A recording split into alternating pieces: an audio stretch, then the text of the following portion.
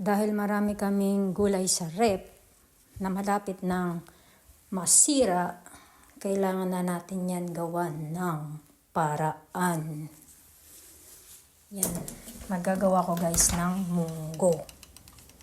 Pero ang munggo ko ay kakaiba yan. Yan. Magigisa muna tayo ng sibuyas. Pinapiyaw ko lang muna yung karne niyan guys.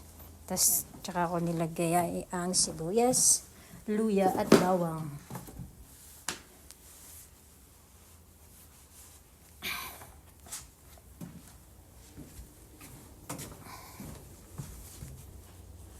Tapos ang kamatis na chinap.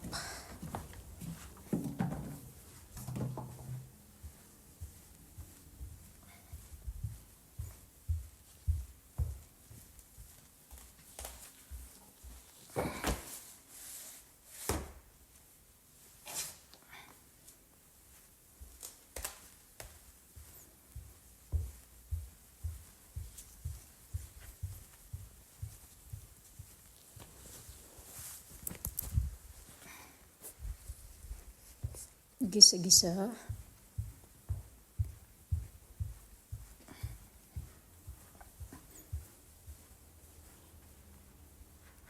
Yan, lalagyan ko siya ng turmeric guys. Tignan nyo after nyan, mamaya ang ganda ng ang ganda ng kombinasyon. Yung maraming kamatis, tapos nilagyan ko ng turmeric. Tapos lalagyan ko din siya ng, syempre ng black pepper.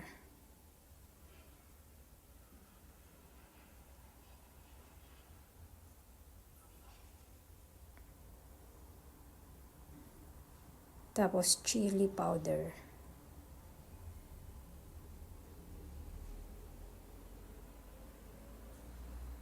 At salt.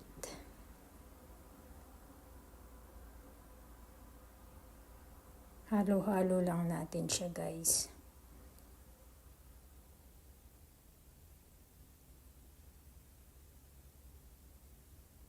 Then, lalagay na natin ang ating pinakuluang munggo.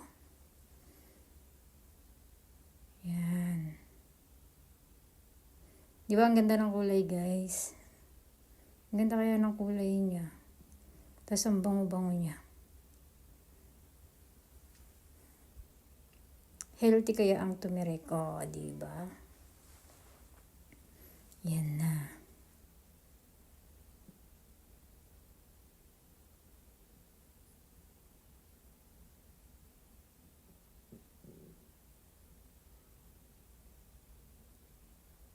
Then, lalagay na natin ang ating itlog.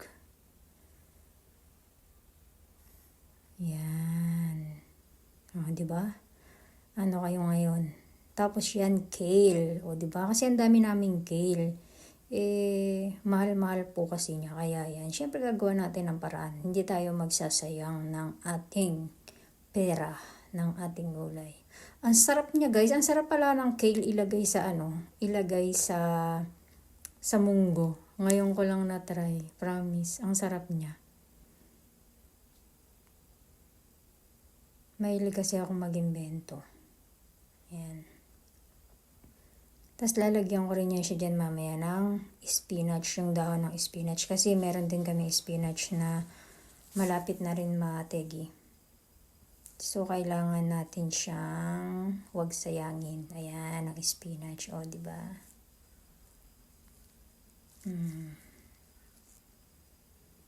Yan na. O, ganyan lang. Ang sarap. O, diba? Ang sarap ng munggo ko. O, ha? Yummy! Babaunin ko yan sa countryside, guys. Sarap!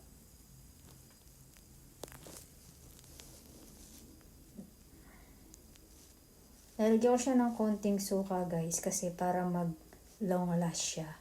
Para hindi siya masira. Kasi diba yung munggo, madaling masira kasi dahil sa gawa ng kamatis. Kaya yan